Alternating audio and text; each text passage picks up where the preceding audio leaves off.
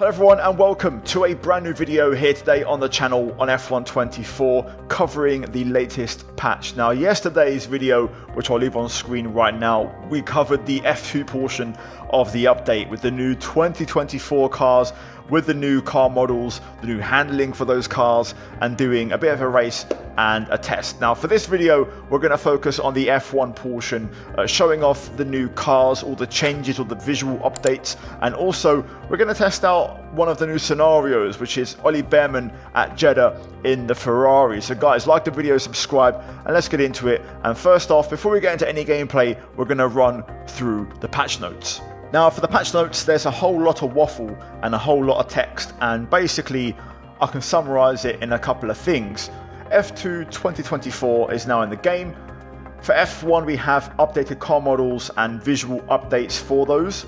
And then really the last thing to note is AI CPU behavior on the bug fixes and improvements section, which basically says AI will now manage the ERS deployment more wisely during qualifying, delivering hot lap times more representative of their race pace. In other words, the AI now use overtake in qualifying. But of course, this one simple fix has been paired with a new bug. You now have double the deployment in qualifying, which has gone from 4 megajoules of energy to 8 megajoules. In other words, simplifying it to plain English, you will not run out of deployment during a qualifying lap if you use your entire battery, which I don't know how that happens. Anyway, there's other minor fixes, stuff for F1 World scenarios, which we're going to check out now. Again, as I mentioned, doing a scenario with Ollie Bearman in Jeddah, but generally it's more of the same, and this game is essentially unchanged. No big changes to the AI. At this point, I don't really want them. Look, just give up with this game, guys. Give up with this game, Codemasters. Don't fix it because you fix things and you break them. Just save everything for the next game and make sure the next game is better, because it needs to be and you need it to be. Anyway, I'm not going to ramble. I'll save this for another video. Let's get into the gameplay and also the car updates. Now we're going to quickly run through the car changes on the patch notes. Red Bull, minor shape adjustment to the top canopy, which I believe is just on the top of the nose, around the number 1 and the Tag Heuer Oracle Red Bull logos up the top half, as you can see from the T-Cam. Very minor adjustment. Other than that, the car is completely unchanged. We then go to Mercedes, and this one is probably the biggest change of the big teams, with a lot of updates, including sponsors. Now we start off, of course, with the turquoise stripe behind the Petronas on the side pod, and then Signify, TeamViewer and Solera have all been readjusted, along with the numbers on the shark fin and the nose. Speaking of which, on the nose, it's not mentioned in the patch notes, but they have added the kind of new bulb, kind of lump in the bodywork where the number 44 is. Elsewhere for the Mercedes, it's just a tweak to the rear wing shape, and the rest of the car is unchanged. So mainly just visual updates, and also not noted is the halo getting the stripe color treatment as well. So Russell in blue, Hamilton in yellow. Then of course we go to Ferrari, which is going to be the car we use in today's video as Ollie Bearman. The notable change here is of course the side pod inlet, which has that overbite, which a lot of teams are now running as a trend. Elsewhere, we've also got a rear wing and rear diffuser shape tweak, which you can't really tell too much here, but I believe it's the more kind of cornered off, triangle tips at the top corners of the rear wing. And then of course, also for pretty much all the cars in this update is going to be the engine cover grille, which is just there ahead of the Santander logo, which is the cooling aspect of all of the cars. Now for McLaren, apart from the engine cover grille, which is also you can see on the kind of shoulders of the engine cover there, we also have rear wing, rear diffuser being updated as well. Again, minor tweaks. From what I can tell, I think the corners of the rear wing are a bit more rounded off compared to the kind of, triangle shape the Ferrari had before. And then other than that, just very minor, details really. The most notable one also being on the McLaren, the side pod intake with this kind of cape wing being their philosophy and working well. Their actual entry is straight and flush, but they've got a kind of cape wing there, which has been a trend they've been running with for the last year or so. Now Aston Martin do have a lot of changes, most notable front wing having an overhaul, rear wing also on the back end, and of course the diffuser, which they also have adjusted. Also bodywork, a lot of changes on this car. You can see on the side pod, also the engine cover area, it's all been reworked, remapped and brought up to date. And also the airbox right at the top there where the Bombardier logo is, just below the T-cam. So this entire car getting a pretty big remake. Also some sponsors being reshuffled, such as Bombardier, Sentinel, Next Gen, and Circulate added just above on the Cognizant on the barge board. So a bit of a remap and update on this car, and quite a few changes on the Aston, possibly the most of all the cars along with Mercedes. For Alpine, the one you're going to notice, of course, is the blue added to the front wing or the front nose cone specifically. Other than that, it's very minor tweaks. So Track Racer added to the mirror stems. You can see there on the little bridge section from the cockpit out to the mirrors, Track Racer being added there. Also elsewhere, Amazon Music on the Halo, Delphi logo on the rear wing end plate, and then tweaks the front wing. Also rear diffuser, engine cover grille, which is of course the recurring one in this update. You can see the kind of covered grille there with two slits at the back, and then the diffuser, which of course we cannot see. Now for Williams, there's quite a few changes. So they've added Jumeirah and Keeper branding on the nose cone, also Keeper on the suspension arms, which you can just see there. Also on the barge board, steering wheel, and Halo, so it's all there visible, pretty notable. And then other sponsors, Juliet Hub branding moved to the top of the wing mirror, so you can see it there. Also with the rest of the sponsors, Pure Stream branding moved to the inner rear wing end plate, so just on the inside you can see it there, Pure Stream standing out. And then tweaks to the side pod intake, rear wing and engine cover. Now as far as I'm aware, in real life, Williams actually have the overbite inlets like Ferrari, so those haven't been added to the game, unfortunately, on this one. And then tweaks, of course, to rear wing and also engine cover. So just one big vertical slit there running alongside the Golf logo. Now for V-Carb, not really much, just Visa replaced with Cash App on the rear wing, and then updated engine cover grille, which in this case, V-Carb has no slits whatsoever. Now the last of the kind of big changes is Sauber, and they've basically had a lot of sponsors either added, rearranged or removed. So on the front wing we've got, or the front nose specifically, we've got Fix, Pirelli added on there as well. On the side is the mascot workwear on the barge board, Zero on the engine cover, and then also on the inside of the rear wing we've got the Fix Network logo. And then in terms of car body shape, we have specifically the top of the engine or the top of the chassis. So right here where the kind of, once again, engine cover grille, where those elements are, that's been redone. And this is very much a McLaren-esque profile, I'd say. And then elsewhere, rear diffuser also updated. You can see a bit more of a pronounced cut there on the diffuser. You can see with the reflection, the kind of shape of it. And then also another small tweak to the rear wing, along with sponsors being updated. So yeah, the Sauber getting a bit of work, and TLC, which I also noticed quite notably in two-player career, which I tried yesterday. So that car has changed a little bit. And finally Haas, which has no changes whatsoever. The only car to not present a single change in this patch.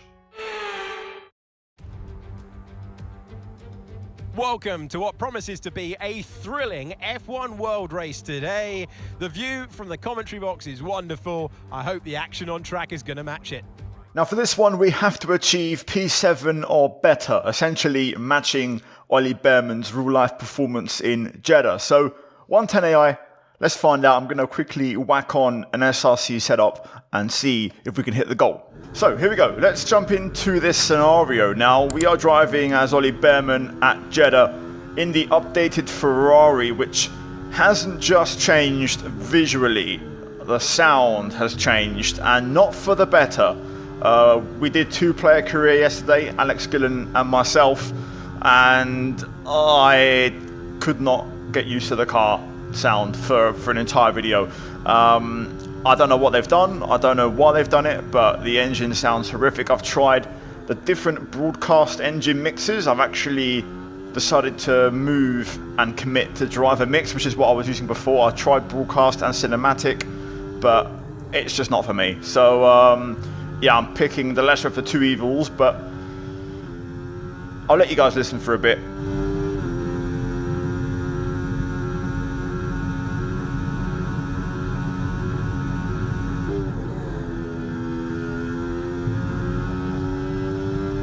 doesn't sound particularly great. I will let you guys get another listen of the sound when we head through Sector 1, where there's more, you know, gear changes and more sounds to listen to. For now though, just racing into Albon's DRS here, using quite a chunk of battery there, trying to close in. Might try and have a look into turn 1 as we go purple. Up the inside, much like Albon in real life, getting passed by Bearman. Let's let the engine sound run now through here.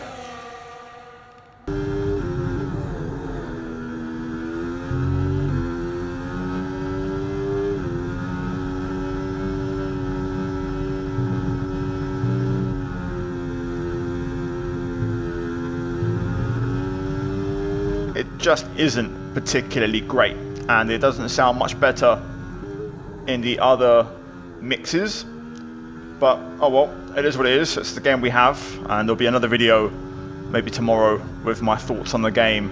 I need to prepare a few things, but anyway, let's keep pushing as we now race after Magnussen. To be fair, we've already technically got him, as he has a 10-second time penalty, so Hulkenberg is our next target. So let's get on it. Let's try and regen some battery in the process. Didn't go purple there, no DRS. Definitely could notice also no battery being used, losing half a second in the last sector. Anyway, we're gonna get Magnussen here, being his DRS hopefully by the time we arrive at the straights, and that will give us hopefully a leapfrog overtake to get Hulkenberg.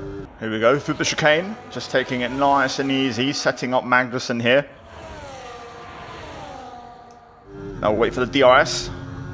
Closing, we're going to charge on this one, and we'll get him on the chicane and run down to the final corner. There we go, nice and close this time, so we can get a nice run. We'll leave it in hot lap mode and try and hold some overtake back for the next straight. There we go, we clear K-Mag. Let's not break too deep into the last corner, there's no need for it, and now we'll get on the battery, and hopefully now here we'll close in on Hulkenberg, and we might go purple again. There we go, 29.9. Let's get Nico and hopefully get another couple of points. There we go, already within DRS. We'll just go for a charge phase in the first sector, just like on the last lap.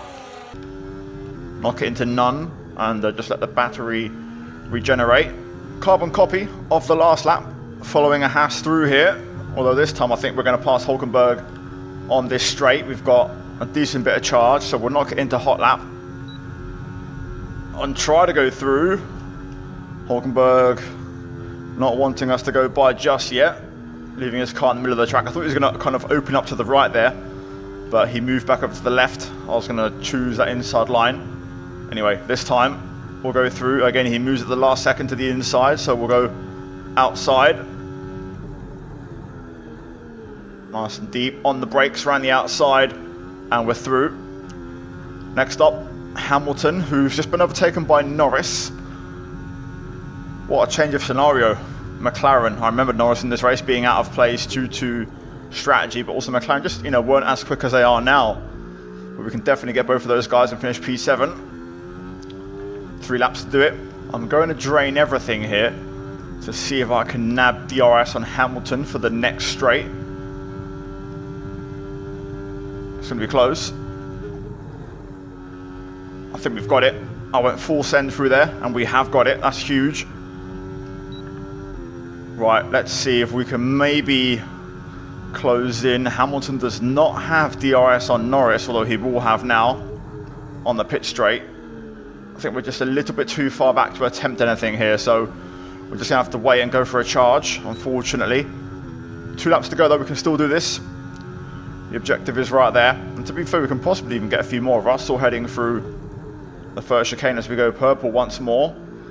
So definitely achievable.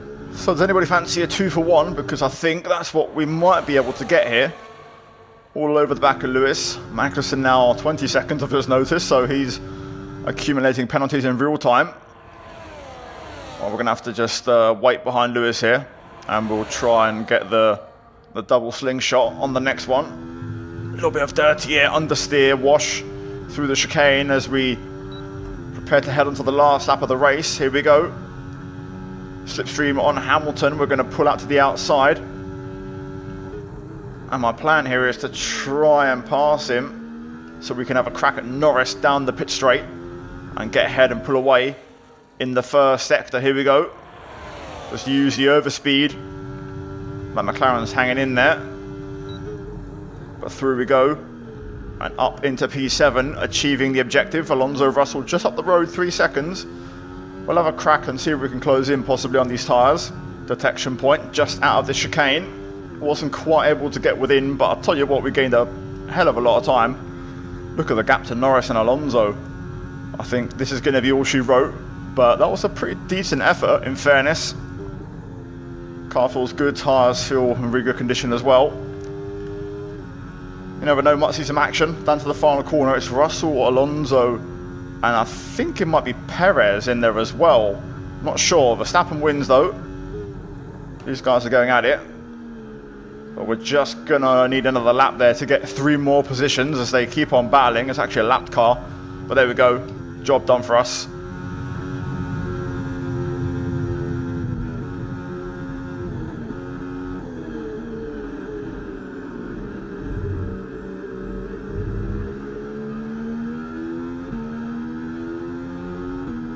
Here come today's winners. The team at Red Bull have done a phenomenal job recently. It's clear to see that they've put in the work, and they should be proud of the victory they've secured here.